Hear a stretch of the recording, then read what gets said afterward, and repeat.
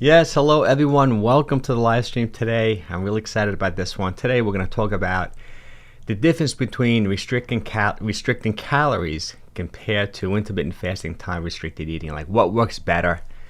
And a recent study just came out a couple of months ago. I think it actually came out in July, maybe last month, and it breaks it down so well, and it kind of reinforces a lot of the things that I've been saying, that I've been talking about over the last few years when it comes to intermittent fasting, calorie restriction, and time restricted eating. So it's really going to be a lot of fun. You know, I hope everything sounds good. Any issues, let me know. I kind of like my thumbnail this time. It came out so nice. I kind of made that gal kind of in front of the calorie restriction and time restricted eating. So hope that works.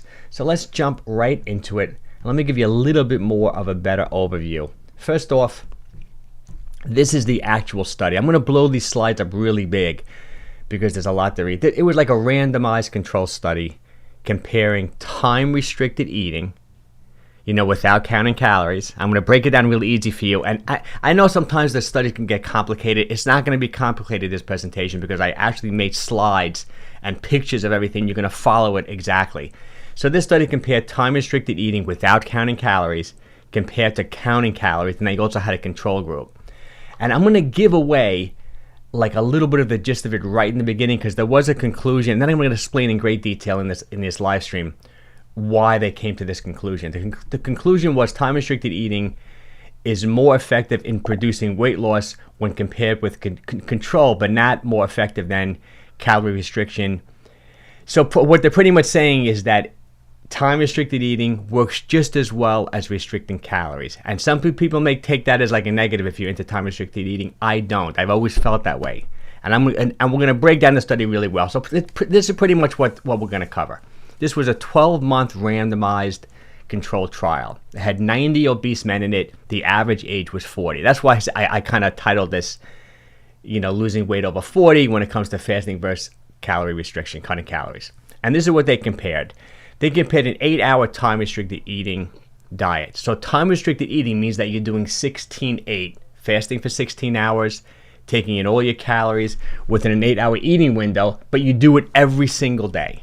That's why it's called time-restricted eating. If you were doing it intermittently, that would be called intermittent fasting. Let me say hello to a couple of people, though. We got Herb. Hey, Herb, thanks for showing up. And Randy. Hey, Randy, thanks for showing up. I'm a nomad. Otherwise, 16-8 fast. I've lost 90 pounds. Oh my God, I love these stories. That's incredible, Randy. I'm so happy for you. Stay with it. Stay with it, brother. That's great. Awesome. Okay. So this particular study took a group of people. You're going to see in the next slide. It'll be so easy. A third of the people did a time-restricted eating protocol, 18-6, without really changing their diet at all, right? The other group did calorie restriction. It's like 30-30-30. There was 90 people in the study. Did calorie restriction. They reduced the calories by 25%, and then there was a control group. But I'll go to the next slide, and we'll really break down this study. See, it's really easy to see when I made these slides up like this, so you don't have to be complicated by the whole study. Hey, Patel from the UK. Hey, Mike. This should be really interesting. Watching from London, incredible. I always said I gotta get to London. Me and my wife are gonna get to London really soon. Maybe this year. I would love to do it. Maybe over the winter time. Okay, so this is what it is. The cool thing about this study is that it was a 12-month study, and there was a result after the first 6 months. Then they even did a 6 months of maintenance, which is really great. I think the study is great. Let's say hey Rita, thanks for showing up. Hey Mike, are there any protein-based yogurts if you're allergic of milk? Oh, that's really interesting. If you're allergic of milk, meaning are you lactose intolerant or are you just allergic? If you're lactose intolerant, I think you can probably still go with those Greek yogurts. I'm lactose intolerant, they don't bother me at all. I'll look into it a little bit. My daughter's kind of actually really into this. I mean, she's always doing the different types of yogurts. Let me discuss it with her, but I will get back to you on that for sure. Okay, so let's go back to the study. Okay, so they broke up these 90 guys who were obese, average age 40, into 3 groups. Okay, one group, 30 guys, cut calories by 25%, right? But then when they cut calories, they actually worked with a dietitian, and they gave them this macro ratio of 50% carbohydrates, mostly fruits and vegetables, right? 30% fat, 20% protein. To me, that's not the macros I would have put them on. I like more of a higher protein diet, probably lower carbs, higher fat, but hey, it's still totally fine. Then they took another group of 30 people, right? And that was the group that did the time-restricted eating. So they followed a 16-8. They didn't do early time-restricted eating. They did it more traditionally. They did it 12. They fasted for 16 hours.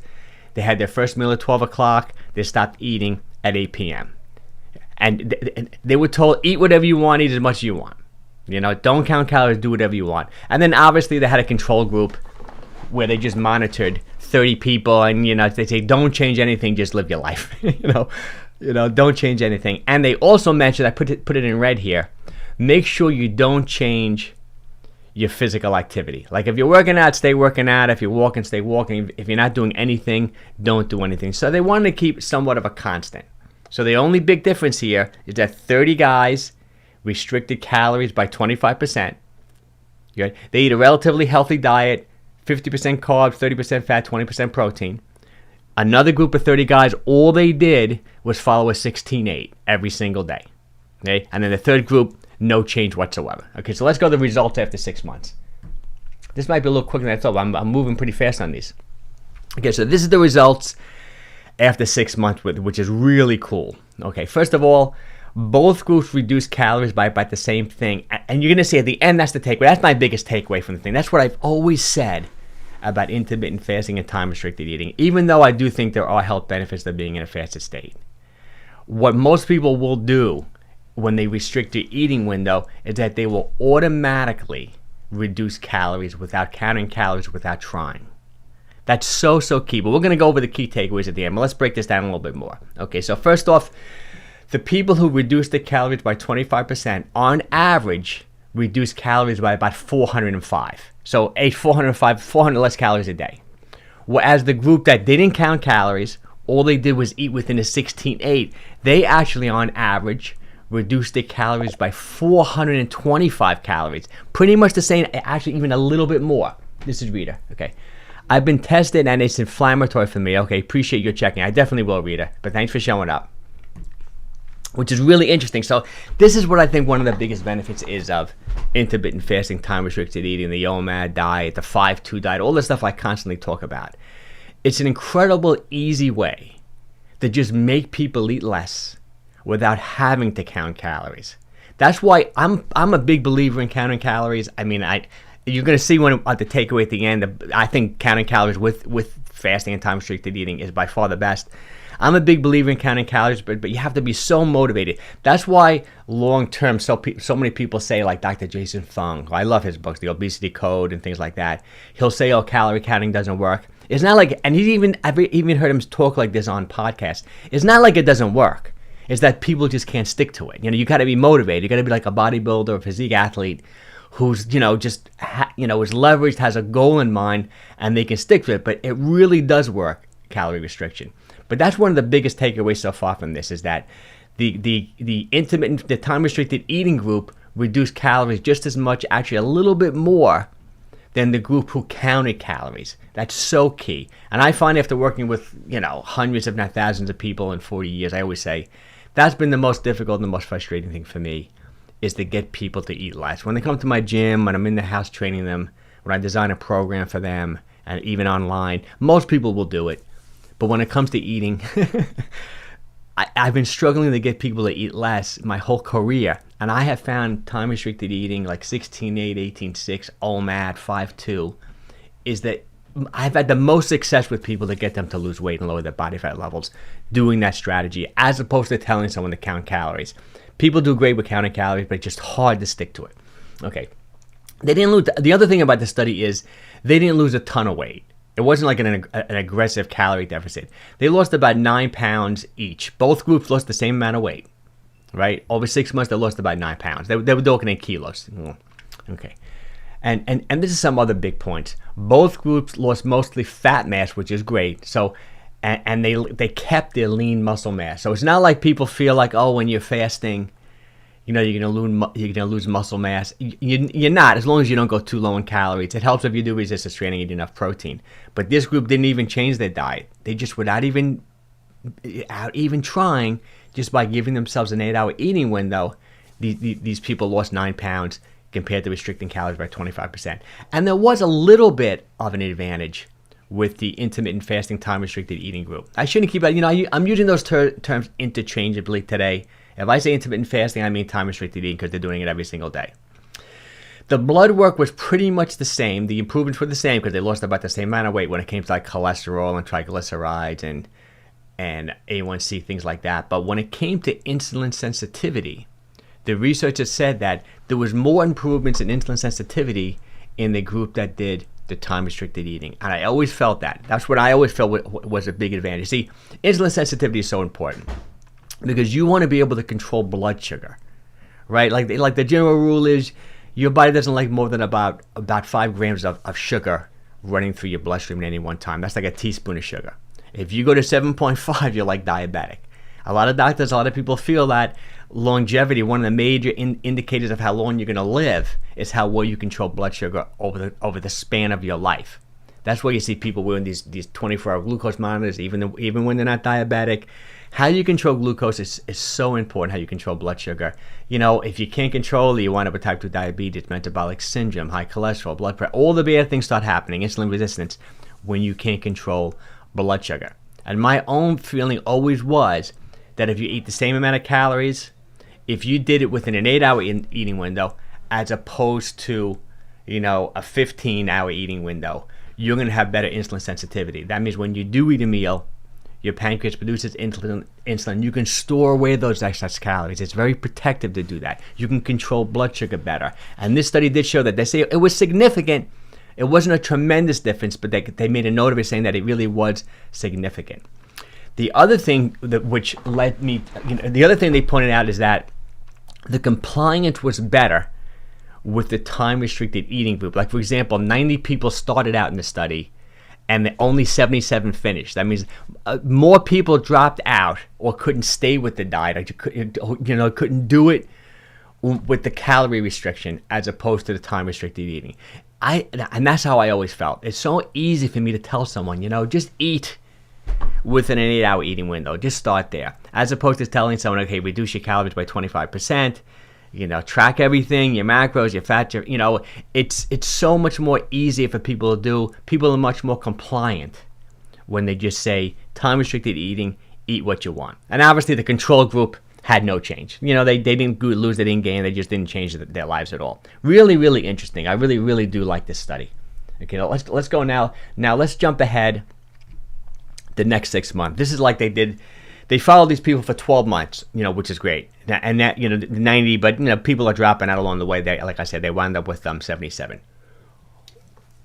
And this is really, really interesting. So the following 6 months, they lifted most of the restrictions. They had the people who reduced their calories by 25% go back to maintenance calories. But I made a little note, if you can see it. I put 15% less, meaning that since these participants were already 9 pounds lighter because they followed that calorie restriction for 6 months, they reduced their calories by 15% to put them at maintenance, because that's what happens when you're smaller, metabolic syndrome and metabolic adaptation, you just don't need as many calories, so your maintenance calories are lower. So they put them on maintenance calories, right? And then they took the time-restricted eating group, and they said instead of doing 18-6, do 14-10. That means they give themselves more of a normal eating window of 10 hours. And both groups pretty much kept the weight off pretty close for the next 6 months, which is another great finding from the study. So you can even do, for example, be somewhat more aggressive with your time-restricted eating, like do a 16-8, lose weight, say, over 6 months, and then ease up on it a little bit and go to more like a 14-10, and you can still keep the weight off. And because people are always asking me, Mike, once I lose the weight, how do I keep this weight off? And I've always pretty much said that. So just be less aggressive, with the fasting strategies. There's so many different ways of doing it. Let's say you're doing 16-8. You did it for 6 months. Let's say you even lost more than 9 pounds. Let's say you also cleaned up your diet. You lost 20 pounds, say, in 6 months. And you're saying, I'm at my goal weight. What should I do? You got multiple different options. One thing you can do is that instead of doing 16-8 every single day, maybe you do it 3-4 days a week. And that'll put you at maintenance calories. Maybe you could do something more like this. Instead of doing 16-8, even though I'd rather keep you there, you can do a 14-10, right? Maybe you can go back to 3 meals a day and do OMAD twice a week. There's so many different options. The key is You have to find the easiest way to stay at maintenance calories. That's the key, because calories really are everything. And then obviously with this, the control group had no net change at all. They just stayed the same. Okay, so let's go over the major. Actually, I'm going through this much faster than I thought I would.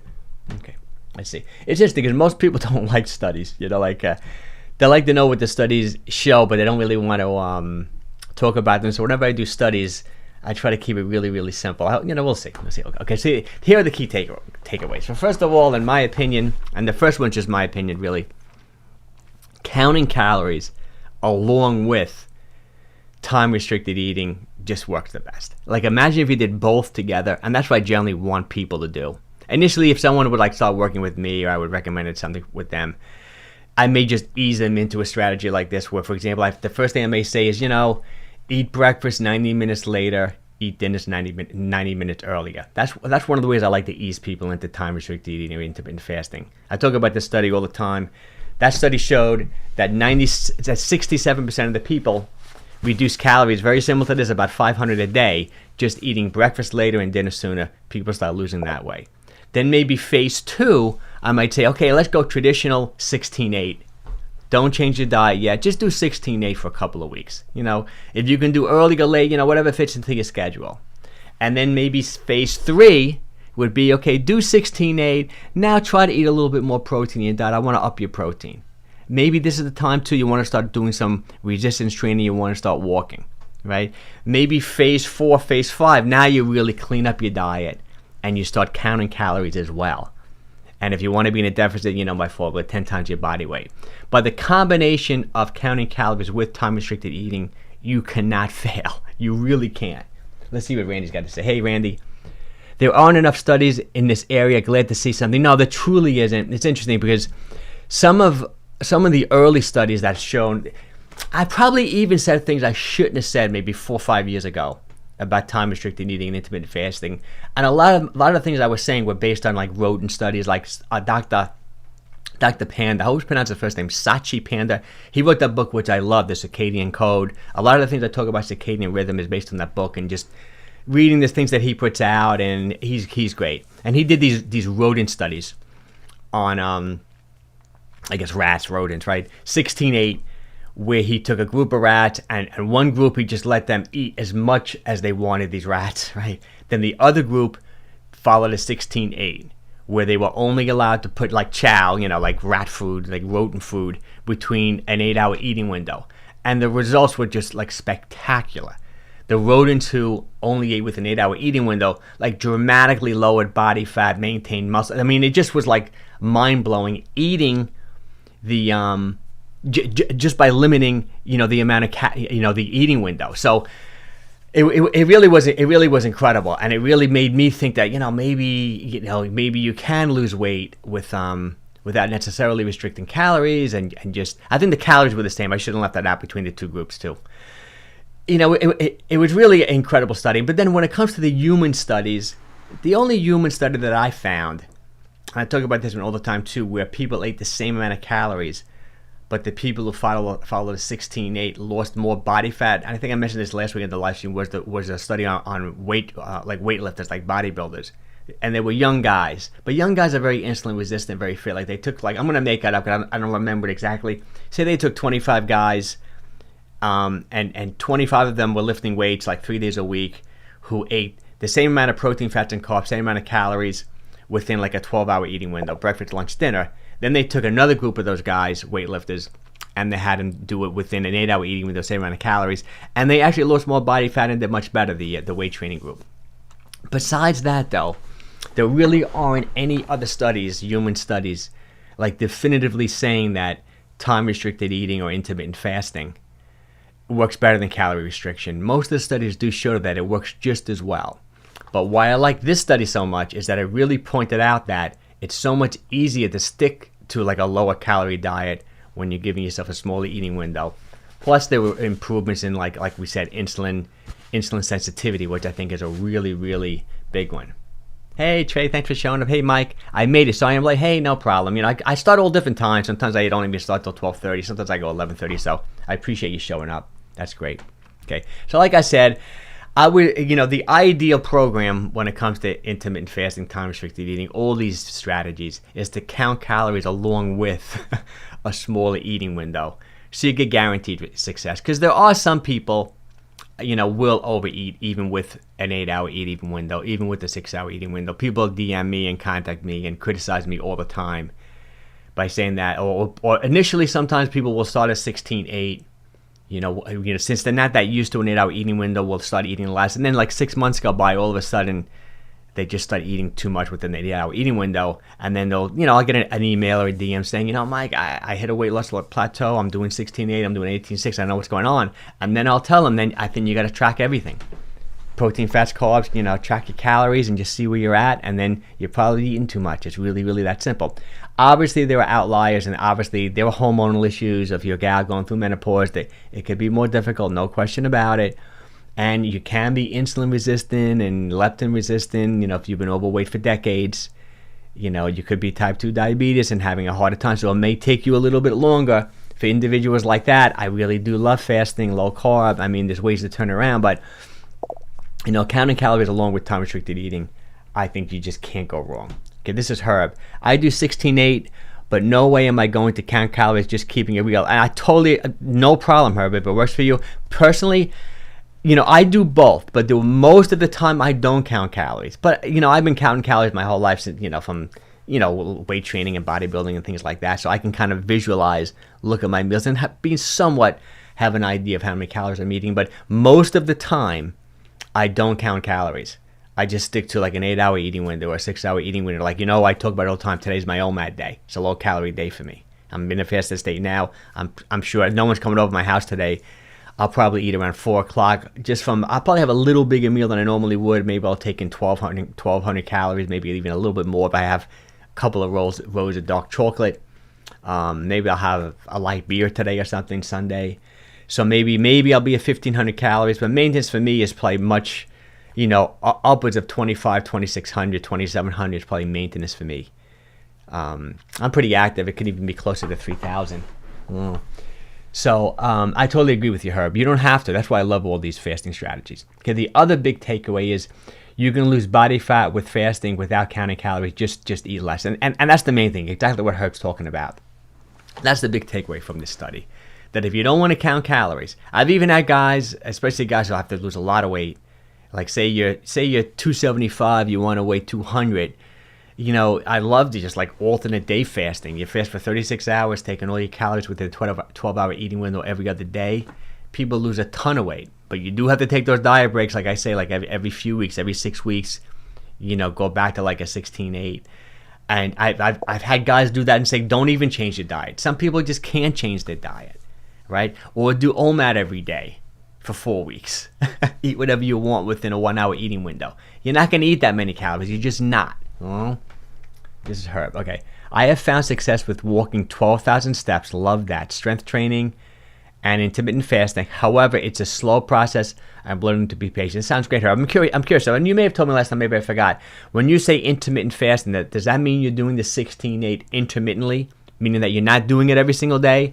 Or are you doing it every day and you're doing more time-restricted eating? I'm curious to know about that. And Herb made a lot of key points. You got to do resistance training. You just have to if you want to maintain your muscle mass. Plus, when you get older, you want good muscle mass, strength, bones, connective tissue, things like that. And then walking, good for your physical mental health. You need that aerobic base. No question about it. Okay. And the other big takeaway, which I've always said too, exactly what Herb's talking about from the study is, it's hard counting calories, adherence, but it works. It totally works counting calories. The problem is most people don't stick with it. That's why when you look at calorie counting as like a solution to, the obesity epidemic and this and that, it probably isn't, because people just won't do it and they're not compliant. Like, who wants to look up? You got to be like a bodybuilder, or like, your career, like myself. My career is based on me staying relatively lean and in good shape. Imagine if I was 50 pounds overweight. No, who's going to listen to me, right? Some people would, maybe. But most people probably wouldn't say, what's with this guy? He can't even control his own weight. How can he be giving advice on weight loss? Counting calories is just, you have to be really motivated long-term to stay with it. Most people do good short-term with counting calories, but as a long-term solution to weight loss, it's kind of rough. But I love the idea of intermittent fasting, time restricted eating for that, because it just long term it just gets people eating less. I even like the idea of like you can even do like a different fasting strategy every week. Like one week do 16-8, the next week you can do it 18-6, the next week do a 20, give yourself a 4-hour eating window. Or you can do it intermittently from day to day. Like one day do a 16-8, that's your higher calorie day. The next day do an OMAD, that's a low calorie day. The third day do an 18-6, kind of in the middle. The fourth day do a 20-hour or 4-hour eating window. The only negative thing about doing that is your circadian rhythm, meaning that it's good to eat meals the same time every day, because it kind of like those hunger hormones like ghrelin, which tells your body that you're hungry, and leptin, which tells your brain that to stop eating. So ghrelin's like the hormone that when ghrelin is released, you say, okay, good, I'm sorry. Ghrelin's the hormone when it's released. I'm hungry, I need some more food. Leptin's the hormone that fat cells are released. I say, I've eaten enough. So when you eat at different times all during the day, that gets a little bit out of whack. But even when I would have someone like do a 16-8 one day and maybe an OMAD the other day, I still might have them do things that will kind of kickstart the digestive process of circadian rhythm, meaning that like in the morning, even though I'm fasting, I'm still drinking like black coffee. There's a couple of calories in black coffee, and it does jumpstart the digestive process, and caffeine is metabolized in the liver. So literally doing things like that, like having a cup of coffee at the same time every day, or maybe doing like, I think Trey talked about this last time, having some apple cider vinegar, in mineral water at the same time every day. Like doing things like that can kind of set your circadian rhythm as well as waking up, going to sleep at the same time, and getting sunlight at the same time. So there are ways where you can alter your fasting strategy every day to manipulate calories while still keeping your circadian rhythm in line. Let's see, we got a few other questions here. Okay, hey, Alexandra, thanks for showing up. Hey, Mike, where would the 5-2 diet, fit into this? Well, it would be like this. It would be very similar in that, 5 days a week, Alexandra, you say you would eat maintenance calories, like normal, maybe 3 meals a day.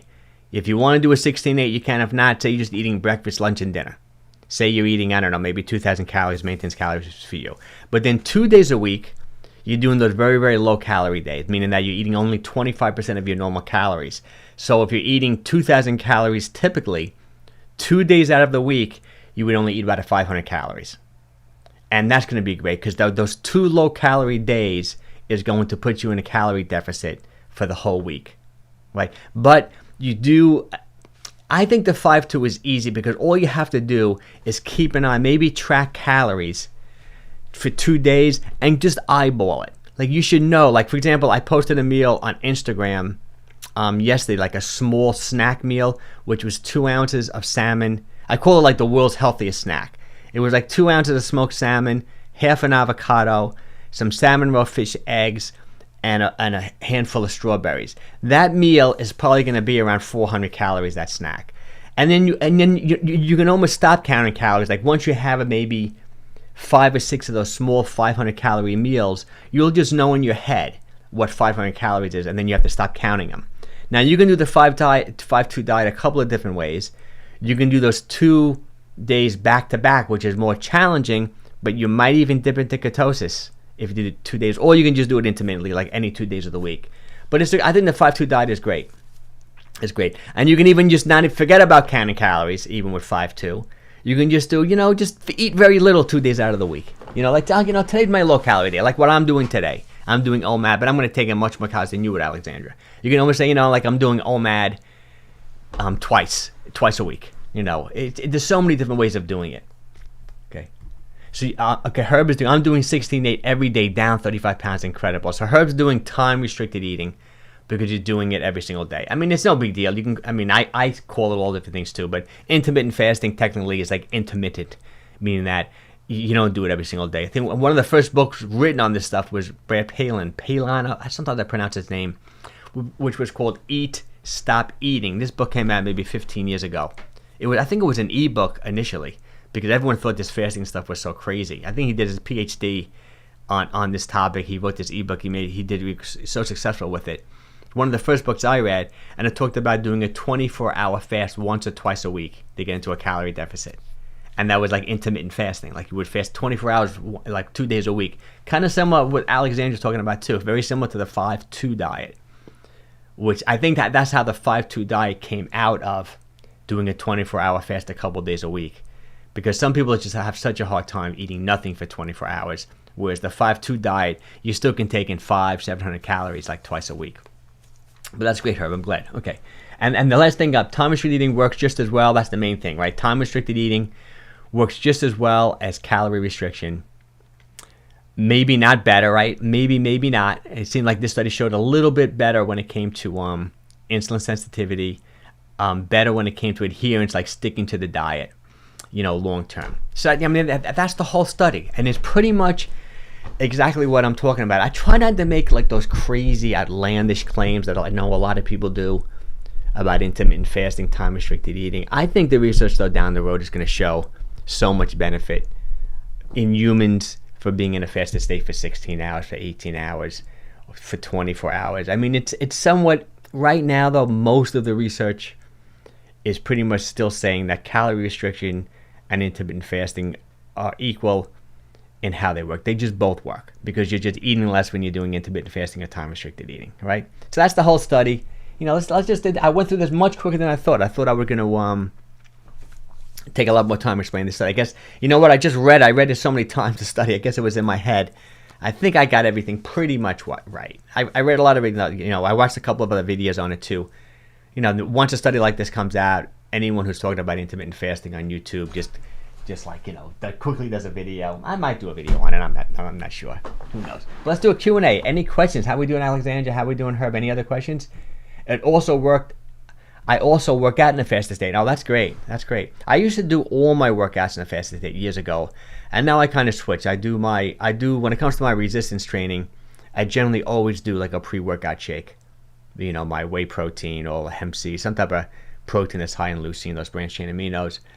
And then I put, I've talked about this before. I put my nitric oxide enhancing supplements. I put some beetroot powder in there, and I put some L-citrulline. But on the days when I do my my long, like Wednesdays, I only walk. I walk 3 times. That's my day off. I do it fasted. The first 2 walks are fasted. All my morning walks, I actually walked for a half hour before this live stream, fasted. My early morning 45-minute walk, I do it fasted. But a lot of guys, we talked about them last time, like Thomas DeLore, he does most of his workouts fasted, even his resistance training. I do find myself personally that I can push and get a little bit of a better resistance training workout when I take in some food, but not a lot. Like I don't want a meal, but I just like that protein shake. Maybe it's even psychological with me. Who knows? But I'm eating a relatively low-carb diet, and I'm pretty fat-adapted all the time. So I find like I like taking in some calories right around a workout. And some people call that like, you can call that nutrient timing or like carb timing, where if you're going to take some carbohydrates or whatever and eating a relatively amount of the low-carb diet, you may want to have those carbs right around your workout. I kind of like that strategy. I do it. I do it sometimes. I may go back to doing everything fasted, but I probably won't. But I've been doing pretty good. I'm going to be 61 in a couple weeks. So I've been eating really good. I didn't drink any alcohol for 30 days, which was kind of fun. I still have to do a video about that. I slept so good when I wasn't drinking at all. I think that was the biggest benefit of no alcohol for 30 days. I just slept incredibly well. Even if you wake up in the middle of the night, I just would fall right back to sleep, which was so incredible. Okay, this is Herb. Mike, how many days do you strength train per week? Now, this is my general routine, but I might switch it. I generally do a classic split. So obviously the weekends, I don't do any resistance training. And when I mean no resistance training, like yesterday I walked, I think, 45 minutes outside, then I walked for an hour on the treadmill at home. But whenever I walk, I always end my walk with my core work, meaning that I do front planks, side planks, bird dogs, and then I do some like mobility movement stuff, and I do some things for my knee because I had that bad knee. I'm doing that knees over toes program. So I go through a couple of exercises for my knee, which is tibialis anterior, and I do some calf raises, things like that. It only takes me like 10 minutes. And Sunday's very similar. I'll probably walk twice today, and I do that core routine afterwards. But then Monday is my upper body day. I walk in the morning fasted, most of the time unless I have a really early client and I can't get in. But I generally can sneak it in at some point. Then I do my upper body resistance training in about an hour, maybe a little less than an hour. And then later in the day, I always get another walk in, whether it's outside for a half hour, 45 minutes, or on the treadmill. Tuesday is my HIIT, that high intensity day. I do my high intensity aerobics, my 20-minute brutally hard Stairmaster or elliptical. I hate that. I hate it, but I feel like I have to do it. It's good for your VO2 max to keep your VO2 max high. Good for your cardiovascular fitness. Good for longevity, things like that. And then I generally train my lower body with resistance training. I have to be careful with my knee. I'm pulling a sled backwards now. I do like body weight squats, and I do some lunges and some leg extension. I do some things with weights and bridges, hip thrusts, but I have to be careful with my knee. And then later that day, I'll probably walk again. And like I said, Wednesday, I take Wednesdays off, and I repeat that same thing Thursday, Friday. And I vary rep ranges. I like to train like the presentation I gave last week. I stay in the high rep ranges. I very rarely go below 15 reps. Sometimes I do 50 reps for my knee because I like those high, like lightweight leg extension. And that's my typical routine. Hey, Alexander, thanks so much for the super chat. I really appreciate it. You should give me one every week. It's really nice of you. Thanks. Okay. Let's say I do the 5-2 diet and only eat 500 calories. Can it be just protein, like 100 grams of protein and a whey protein shake and eggs? Yes, I would love that. I think it would be excellent. I think that's an incredibly good way of doing it because you never want to be protein deficient. It's going to let your glycogen stores deplete, which is great. And so, for example, if you're eating normally for 5 days, I'm sure you're not going to be crazy with the calories. Say you're at maintenance. Say your muscles and your liver are like 3/4 full with glycogen from eating, normally during the week. You can really deplete that. You might even dip into a mild state of ketosis, doing like a carnivore diet 2 days a week for that. If you did them back to back, you definitely will be in ketosis, I think, by your second day. But you don't have to do it back to back. It's really up to you. It could be somewhat challenging to do it back to back. I think it would be a great way to do it, Alexandra. I mean, that could really work for you. I like that diet. Just don't go crazy on the 5 days. Just try to stay around maintenance calories the best you can. And just track your calories for a week, eyeball it, and then kind of know where you're at. So if you don't want to count calories all the time, that could really work for you well. Okay, let's see, Randy. I gave up alcohol. Want to hear your experience? Yeah, it's interesting. So I messed up one date, so I don't want to mislead everyone. But then I extended the 30 days. It was 4th of July, my wife's birthday, and I wound up having, I think, 1 glass of wine and one of those Peroni like light beers, like 90 calories. That's what my son likes. Not Peroni. I think they're called Premier. They're a Corona, right? A Corona light beer, like 90 calories, like 2.8 grams of carbs. I never was a big drinker, but I do like to drink wine at night from time to time. I found the biggest difference was probably twofold. Number one, 100% was sleeping better. No question about it. There are times I wake up a lot at night. I wake up 3 a.m, can't go back to sleep, blah, blah, blah, things like that. So if I don't drink at all, I can literally wake up 3 a.m, go right back to sleep 5 minutes later. It's really incredible. That was the big thing. I think it helped my body fat levels too, which is true because, alcohol's metabolized in the liver. It's the opportunity cost. The worst thing you can do, I know people, it's nice to drink wine or whatever when, it complements the meal. But the worst thing you can do is to drink alcohol when you're eating because of the opportunity cost. See, alcohol goes right to the liver to be metabolized, to be burned up because it's like a toxin. It's like a bad thing. The liver wants to get rid of it. So if the liver's spending all this time processing this alcohol, how's it going to help you get rid of the carbohydrates, the fats, the other things that you're eating? So, the best thing to drink is probably to drink like right before a meal, like on an empty stomach, so you can just process that alcohol, burn it off, and get rid of it. If you're burning all the alcohol from a meal and you're not burning the fats and the carbs, and you have it's just not a good thing. The only negative thing for me I found with not drinking for 30 months, but I might be an outlier, is that for me there's no question about it. Like if I had a meal and then I had a choice between like having a dessert or having, like I like dark chocolate, having dark chocolate or anything, any type. I'm not big on dessert. I would much rather have 1 glass of wine, like a nice 5-6 ounce glass of wine, like an Italian, dry Italian wine, than have a dessert. So I did find that I was a little bit more hungry if I didn't have a glass of wine and wanting to go for something else. Like I had to show more self-control. While normal people not like me would be the exact opposite. Like one of the biggest negatives of drinking is most people have a drink, the inhibitions go down and they just start eating anything they want. You know what I mean? I'm not like that. Like I would never I wouldn't have a glass of wine and say, I'm gonna have a glass of wine. Let me grab some cheese. Let me have some crackers with this wine. You know, I'm not like that. I mean, I'm very satisfied with just having like one glass of wine, maybe after dinner or something, and be done, as opposed to grabbing something else. But that's me, and that's a little bit of an outlier. But I do think I don't think drinking is good for you. I don't. You know, you really want to minimize it. What I've been doing since that 30-day, since I stopped drinking 30 days, it was maybe a couple weeks ago. I literally haven't been drinking at all during the week, like Monday, Tuesday, Wednesday, Thursday, Friday, nothing. And I think last night, I had a couple of glasses of red wine. I probably won't tonight. So I think I'm going to just like really, really, really minimize and stick to what I've been doing, maybe on the weekends. But then if a buddy comes over, like one of my friends from high school I haven't seen in a while will come by the house on a Wednesday, maybe we'll have a drink. But I'm going to just really reduce it to maybe just Saturday night or something like that going forward. Let's see. This is Russell. Hey, Russell, thanks for showing up. This is cool. Mike, I can't manage to stay consistent with my eating habits. Do you have any good mindset shifts that I could use to help me stay consistent? Food prep is obvious, but I'm struggling. You know, that's probably the hardest thing. And I talk about this with a lot of different people. And like I said about myself earlier, I don't know if you were here earlier, but you have to find something that's going to leverage you. That's the key to the whole thing. And I talked about this, like I was walking on the treadmill yesterday, and I did like a live stream on Instagram. And I gave an example of one of my clients. One of my clients was a gal. I've been training her for like 20 years.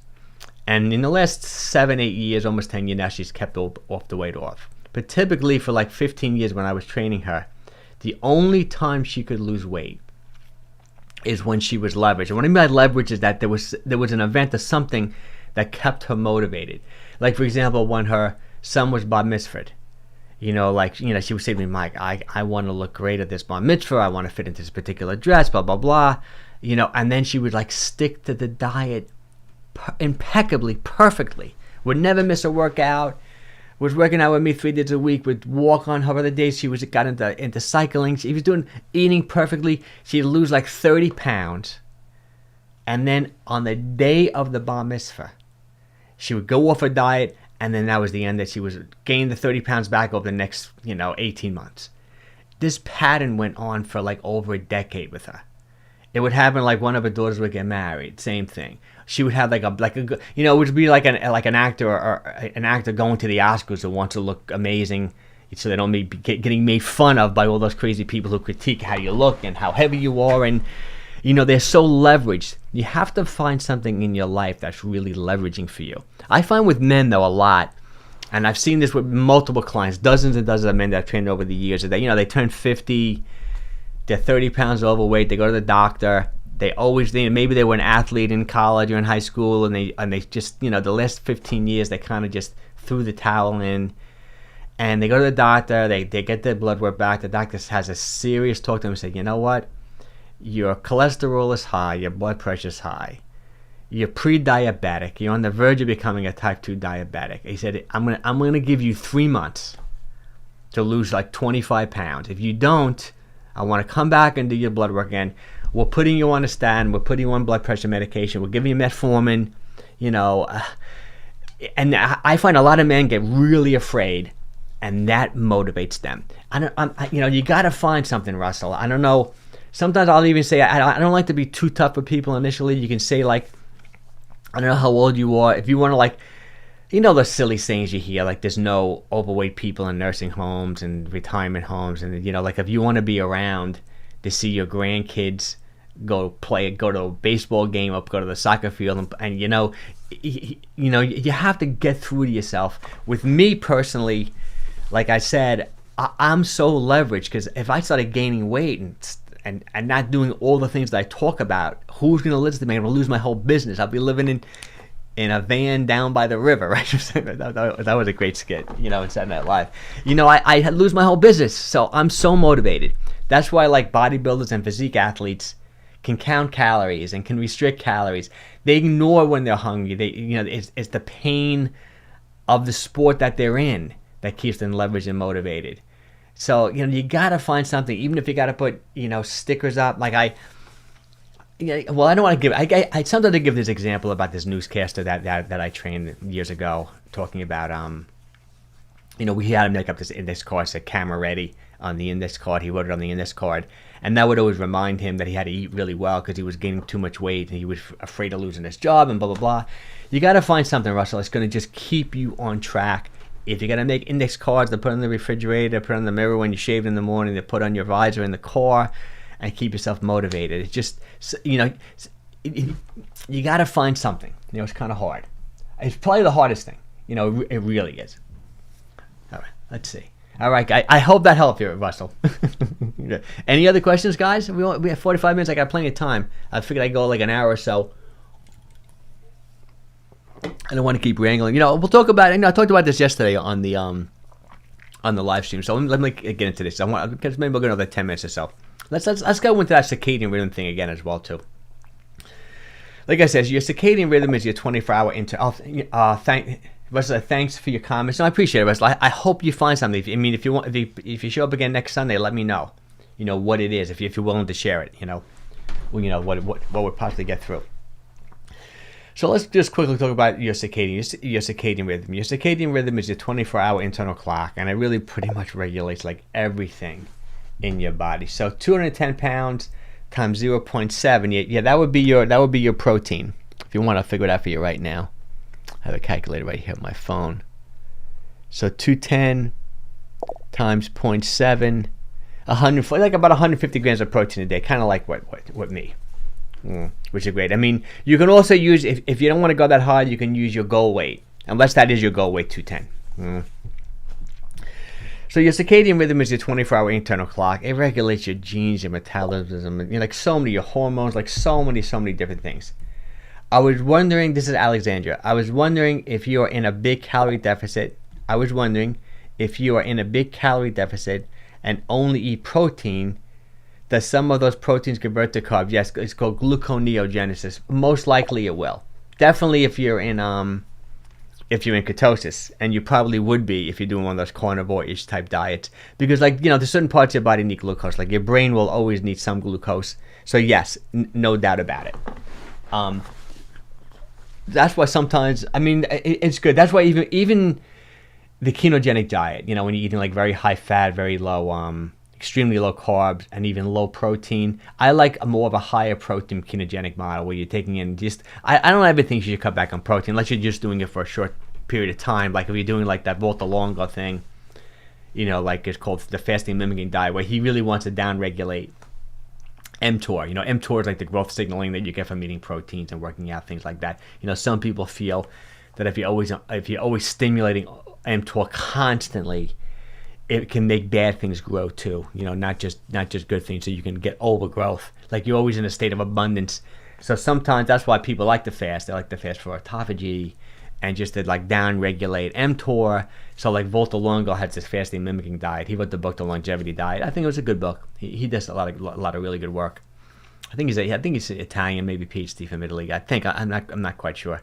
And he'll put people on like a very low calorie diet, maybe like 700-800 calories for 5 days, very low in protein, high in vegetables and things like that. So you down-regulate mTOR. But you know, Alexandra, I think it's a great thing to do, just to do the 5-2 with high protein. And yes, if you only eat protein, if you did a carnivore diet, I'm sure there's definitely gluconeogenesis going on with that's why, like, theoretically you really don't have to eat carbohydrates, even though I think you should, obviously, because your body can always make glucose, can always make sugar, well, from protein, from body fat, you know things like that. But you don't want to cannibalize yourself either. Like you don't want to go into muscle tissue and make glucose. You know, that's why sometimes with a ketogenic type diet, possibly if you're really eating extremely low levels of protein, who knows, maybe something like that could happen to make the glucose, right? Okay, how many grams of carbs? You know, Russell, I probably wouldn't count carbs. You could, but I like the idea. My theory would, my philosophy would be, get into a calorie deficit. So say if you weigh what was that, 220 you said? Let me go back to, was it 210 or 220? You 210. So you eat like 2,200 calories a day, and then just track protein. Eat that 150 grams of protein. 150 grams of protein will be 600 calories. So that leaves you with like 1,500 calories to eat.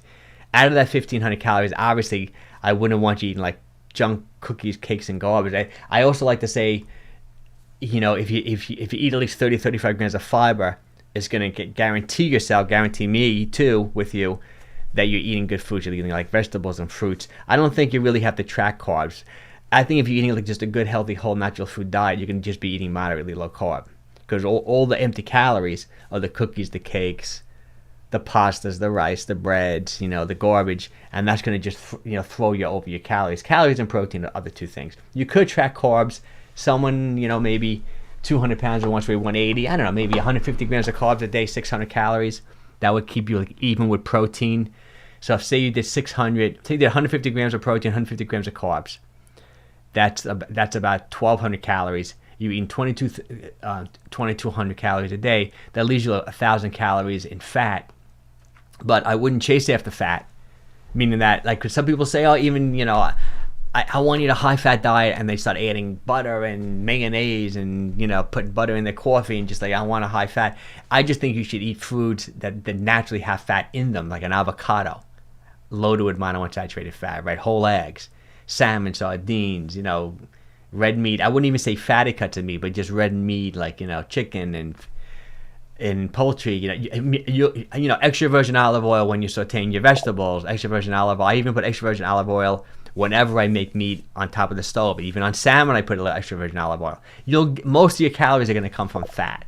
Like if you want the perfect macro ratio, maybe something like 50-25-25 or 50-20-30, something like that. Mm-hmm. But the main thing, in my opinion, is calories and protein is what I would track. I don't want to miss any comments. Hey, Carla, thanks for showing up. Hello from Portugal. Oh, thanks for showing up. That was so nice of you. Another place I got to get to is Portugal. Great food in Portugal. I'd love to go there. And from Facebook. Oh, cool. Oh, you're on Facebook too, Russell. That's great. I forget I'm going on. I think I'm on on LinkedIn today too. Okay, let's see what we got. I just want to appreciate all the videos on what to eat on intermittent fasting. Oh, thanks so much. Rahama. I hope I'm pronouncing that correctly. I'm currently on 18.6 and 19.5. Well, that's pretty cool. 19.5 eating windows, but not really happy. My meal option is still whole food, but I think I overdo it with carbs. You could, just a bit. That's what I'm saying. Like kind of what this whole presentation a little bit was about. I probably would. I know, like we're saying, if you do these smaller eating windows, you're probably going to be in a calorie deficit without necessarily counting calories. That was like the gist of this whole presentation. But if you're not happy with some of your food choices and this and that, and maybe you overdo it with the carbs, I would still track everything just for a week. Use MyFitnessPal, Chronometer, use one of those apps or look things up. It takes a little bit of time.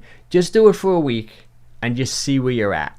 Like if you do find that like 75% of your calories are coming from carbohydrates, you got to make an adjustment. Maybe they're not. It's kind of hard to say. Like if you just want to really simplify your diet and you do eat animal protein, like I eat animal protein, like chicken, fish, meat, poultry, and you will eat like whole eggs or even egg whites, it's fine too. Greek yogurt, you're getting protein like that. Your protein powders, a couple of protein bars, like I like the Quest and No Cal bar. Like that. You're eating enough protein, you're keeping your calories in line. You can kind of backfill with some carbs too. It just depends. And you eat tons of vegetables, a couple of fruits a day. Animal protein, vegetables, and fruit is the way to go. And it's the processed carbs that get you. The breads, the pastas, the cakes, the cookies, the chips, the things like that. But hey, a sweet potato, baked potato, I think is totally fine. A little quinoa now and then, even an oatmeal every now and then. You can eat carbs. You can do great. You just, but if you looked at your diet and most of your calories are coming from carbohydrates, you're probably not taking enough protein. I always talk about the protein leverage hypothesis, which talks about you will keep on eating until you reach your protein requirement for the day. So, calories, protein, animal protein, vegetables, and fruits. That's probably the way to go. And you don't do this all the time, 85-90% of the time. Let's see. Richard. Mike, I have worked midnight shifts for 30 years. I know I had someone yesterday talking about this too. My circadian rhythm is all messed up. What would you suggest for shift workers? Yeah, Richard, that's a real tough one. A gal on Instagram yesterday was talking to me about this too. First of all, I'm so glad people are willing to work these night shifts. It's so great for the country, the nation. We need night shift workers. That's for sure. My brother-in-law, unfortunately, he passed away a little while ago. He was a night shift worker. He worked on trucks, like the trailers on trucks, they would always get damaged. A truck comes in, he works for this big truck company. He'd be up 3, 4 in the morning fixing the trailers. They go right back out. I would say, even though you're working at night, I would just stick to your circadian rhythm, whatever it might be. Meaning that, wake up and go to sleep the same time every day. Eat your meals the same time every day. And you got to get outside for sunlight, even if it's at the end of your shift. The same thing with the working out. Try to just stay structured in what you do, because what happens, you'll have your own 24-hour circadian rhythm. Like, for example, like if I wake up at like 6 o'clock every day and I go to sleep, say 10 o'clock every night, like melatonin, which helps you sleep, the hormone gets released, will automatically start getting released in my body around 9:30, because I always go to sleep, say, at 10 o'clock. But if I go to sleep, 10 o'clock one night, 2 in the morning the next night, 11:30 the night before, I stay up to 4 in the morning working on a video, my melatonin is going to be all over the place. And even though it's a little bit more challenging for you, because it is good to get early morning sunlight, and it is good to stay in the normal circadian rhythm of when the sun goes up or sun goes down, you still can do it. But just stick to whatever it is. Like if you're doing a 16-8, pick whatever 8-hour window you have, but eat those meals at the same time, wake up, go to sleep the same time during the day, and just do the best you can. It's no question about it. It's more challenging, but we're lucky to have people like you, Richard, who are doing it. The workforce needs it. Hey, Steve, what's up, my man? I love Steve. Mike, shouldn't daily calorie intake have some relationship to exercise level and intensity? No, absolutely. That's why with all my general formulas, some people get on my case. Like I'll say you want to get into a calorie deficit, multiply your body weight by 10. Or if you want to be at maintenance calories, multiply your body weight by 15. Those are generalities. I know Steve is in great shape. He works out every single day. I used to train with Steve years ago. Your basal metabolic rate and your daily energy expenditure could be higher than a typical person. So people say this all to me, Mike, I work out every day. I'll starve at 10 times my body weight. Then I would say go 12, 13 times your body weight. And there are calculators you can use online. There are online formulas that you can enter your age, your weight, your activity level, and it'll give you probably a better prediction of what a good calorie deficit would be. When I was in school studying this stuff, we had sophisticated machinery that would measure people's energy expenditure. We'd have them, we sit them down, we'd ask them, we fill out 1 million questions, and we give them a better. But I do find 10 to 12 times your body weight's pretty good. Plus, I'm starting this new coaching program, and I have this new software that's really incredible. I'm having my own app. I'm not quite ready yet. I'm having my own app that's going to help calculate daily energy expenditure, and it'll be a little bit more sophisticated when it comes to determining what people's maintenance calories are and calorie deficit. But yes, Steve, I totally agree with you on that. I will try, Russell. Oh, that's great. Now, definitely, trust. You can do it. You got to find something that's going to motivate you. Even getting into a group, like a Facebook group, where like-minded people can keep you on track. That's what this coaching program I'm going to do. There's going to be a big group component to it too. Okay, here's Carla. Okay, I have a question. Okay, in a month I will be 41 years old, and my height is 5'1". I suffer from thyroid, hypo, not hyper. Okay, hypo. I had a hysterectomy. I'm trying to follow your advice in making choices with my meals. Now, I'm assuming, okay, let me read the whole thing, then I want to ask you about the thyroid. I break my back with arugula salad. I break my fast, I'm assuming, with arugula salad, 2 tablespoons of olive oil, and tell stomach vinaigrette, half an avocado, and protein, if it's not chicken breast or salmon, if it's not 10 minutes beef, if it's not, etc. I kind of get the idea. I kind of like your diet. A half hour later, I have a protein shake. Okay, let me pull it up again. I have a protein shake, the grass-fed, low-carb, low-sugar shake. Around 6 o'clock, I have my dinner, and usually it's vegetables with protein. I have to go to drink tea after that. Do you think I'm doing good? Okay, no, I think you're doing good. I'm assuming with the thyroid, or maybe you're taking Synthroid. So you're dealing with a doctor, obviously, on that, and you're working at an issue with that. So you're dealing with a doctor, and hopefully you've got that under control. Or sometimes you got to experiment with the medication to get the dose right. Or you're on top of that, I'm assuming. Actually, I really like what you're doing. The only thing I would say is that I think it's a little close. Like after lunch, like when you're breaking your fast, you're saying at what time did you say? Did you say at 12 o'clock? Right. I think when you're breaking your fast, you say you have that protein shake only like an hour, half hour afterwards. I would probably space that out. So you're kind of doing like my thing. You're doing like a 16-8, 2 MAD plus a protein shake. I would just space that out a little bit. Like I wouldn't have your lunch and then have your protein shake just a half hour later, because it's protein. Give yourself a little bit of a break in between. So if you're doing an 8-hour eating window, even a 6-hour eating window, be on either ends of the 6 with the meal, and I would probably throw the protein shake in the middle. That would maybe be one slight change I would make. And then I always say, like, kind of what this thing is about.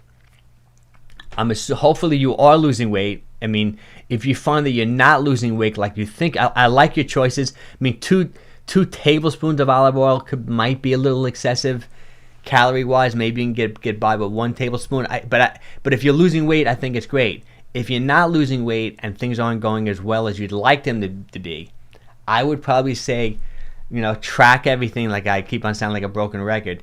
Track your calories, track your protein, just see where you're at, and then make adjustments.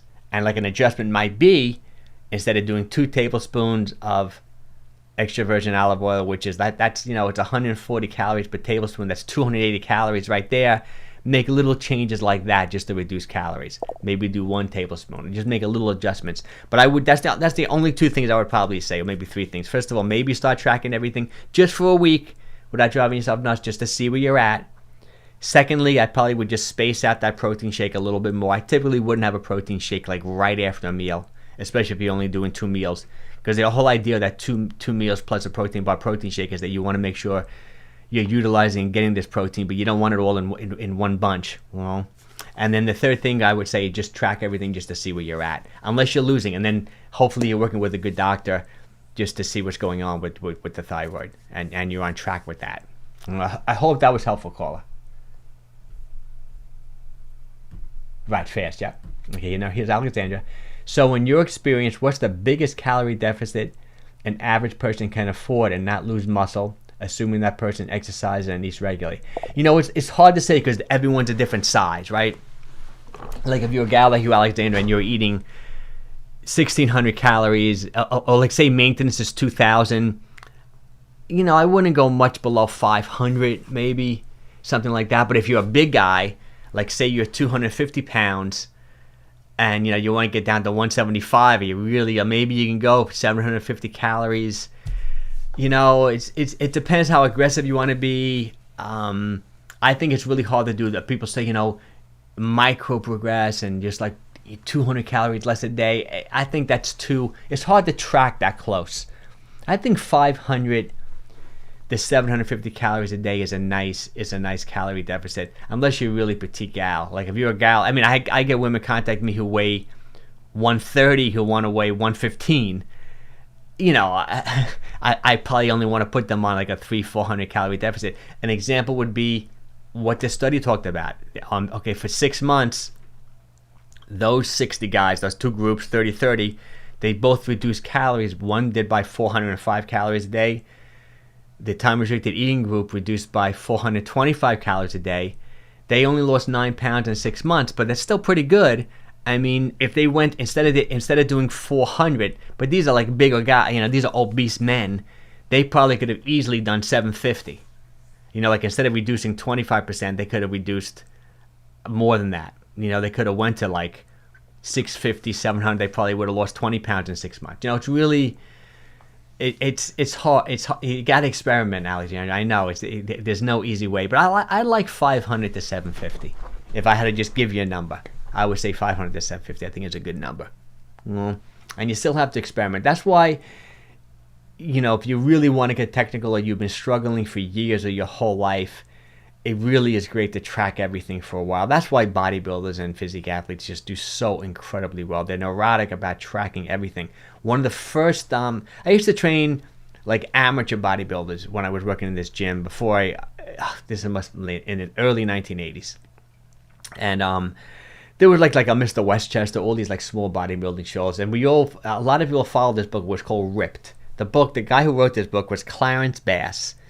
I hope he's still around now. He's in his 80s. I used to read all his books.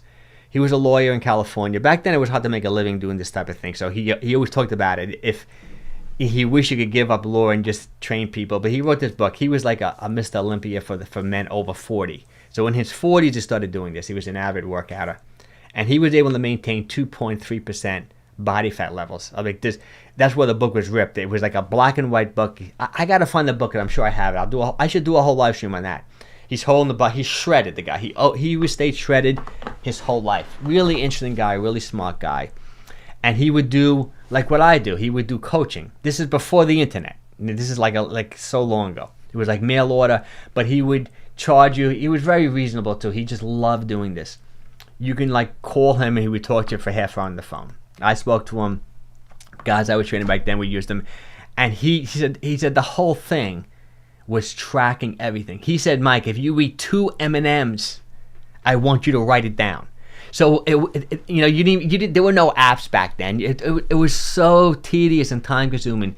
You open up the calorie books, you look up how many calories in a package of M&Ms. Okay, there's 50 M&Ms. We would figure it out. He said you got to track everything. It's calories. Obviously protein too. He back then everyone was like, the formula was what people say today: 1 gram of protein per pound of the body weight, if not more.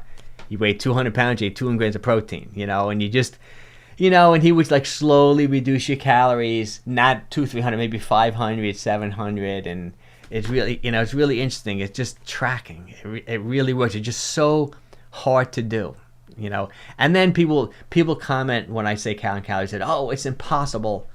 What are you weighing your food? You don't really, there's no way to really track calories. I mean, you can track calories. It may not be exact. It could be 10, 15% off, but it's going to be 1,000 times better than just winging it, Okay, let's see what else we got. Hope that helped you. Oh, you're amazing. Oh, thanks, Carla. It's going to work for you. Got to go. Thanks. Oh, thanks, Russell. Thanks for showing. I'm going to stop soon, too. I usually go to sleep around 9-ish, so that's great. I break my fast around 12 p.m. Oh, perfect. I think that's great, Carla. Yes, I'm taking Synthroid. Okay, good. So I'm glad that thyroid thing is. I've got so many clients over the years on Synthroid. A buddy of mine's on it too. I mean, it works so incredibly well. I think it's minimal side effects. All that type of stuff is great. Sorry, my writing, I should have checked. No, don't worry about it. I can't. I'm dyslexic. I can barely read myself. I gained 45 pounds and find it hard to lose. I need to be at least 130 at present, 165. Okay, Carl. So if you've been doing this, and if you're not consistently losing, say, maybe 1% of your body weight per week. I think that's a good thing to know too, Alexander. That's a general rule. Like 1% of your body weight per week. It's really good, healthy, safe weight loss. If you're not losing at least that, then I would track everything for a week or two just to see where you're at. And then you can make a little adjustments like that. Hey, thanks for showing up. I have thyroid, losing weight. Yeah, I know it is, but if you're working with a good doctor and maybe you're taking Synthroid, or you're doing something, it shouldn't be holding you back. Initially, it can be, and I know especially with these thyroid issues, it keeps on. You might be constantly doing blood work and checking things, and things might be changing, but over time, hopefully you'll know the exact amount of the medication to take and what you have to do if you're working with a good doctor. If you don't like your doctor, try somebody else, and you should be able to get that under control. I've never had anyone over the years who really hadn't, but I remember when they first, hypo, sometimes if it's overactive, all of a sudden, people start getting anxious, anxiety starts hitting them, they lose 10 pounds, they don't know what's going on, they feel like they're falling apart, they're having anxiety. Sometimes that thyroid's overactive. If it's slow, people just gain 10 pounds mysteriously. I said, I don't do anything. I'm 10 pounds heavy. I'm tired. I'm sluggish. I may be a little depressed. You're just feeling weird. So then you need to take a medicine. I've had other clients holistically do it too. Go to like holistic type doctors and over time they try to regulate it, like things can happen like that. But you know, you can, if you don't give up on it, you know, keep on seeing doctors, find someone you like, and you can fix that for sure. Let's see. Hey, Calorie, how we doing? I messaged you in Instagram about info on. See, oh really? Okay, I will look. You know, it's interesting. Instagram lately, I don't know if you noticed, I've just like, after all these years, like I was stuck at 2,000 subscribers on Instagram for like 2.5 years. All of a sudden now I just hit 25,000. Like I've just been exploding on Instagram, my videos. Like a lot of my videos now are getting like 500,000, 900,000 views. I'm really happy about it, but I'm getting so many messages every day. I get 50 some days, 60. So I will look for your message, and I'll ask. My wife knows everything, but off the top of my head, but it's expensive, Carol Jean, but it might be the best dining experience of your life. It has been for me. Is La Bernardine. That's Eric's hotel. He's like on TV all the time. He only has this one restaurant. He's a French guy. That was Anthony Bourdain, who passed away, his best friend. I forget Eric's last name, but it's La Bernardine. It's right off 6th Avenue in Midtown, right near Rockefeller Center. The best restaurant I've ever been in my life. All my clients, it's by far my favorite, and they only have seafood. It will blow your mind, but it's going to be expensive. I mean, it's crazy expensive. I don't know what it is now. I mean, if it's just you and your husband, it's going to be a few hundred each. It's going to be 300 a head. It's going to be like numbers like that. But if you really want to splurge and just like go for it, you will absolutely love it. And there's like wine pairing. If you're going to take your kids there, I don't know. It's going to be so much money. I used to get taken out there for business. My wife, she has a corporate job, and we would do some business things there that was just incredible. I used to maybe go once every year or two, and I won't spend the money now. Maybe one day, you know, anniversaries, like something like that. But just mind-blowingly good. Some people think it's the best restaurant, literally in the world, is La Bernardine. But I will send you some other ones too. I'll look for it later today. Okay, expensive but so good. Okay, so you know it. Is that Susan? Maybe that's Susan, because sometimes Susan's face doesn't come up. Yeah, expensive but incredible. Oh, you know what you can do? I've done this. You can go for lunch, which will be less. And I wonder if they're still doing lunch since the pandemic, though. I'm not sure. But you can even go and sit at the bar. Oh, yes, good. You can even go and sit at the bar and as well, which I think they might have a little bit of a less expensive bar menu there. I've done that, too. But I also keep in mind for your husband, I think you have to wear a sports jacket. At least years ago you did. You know?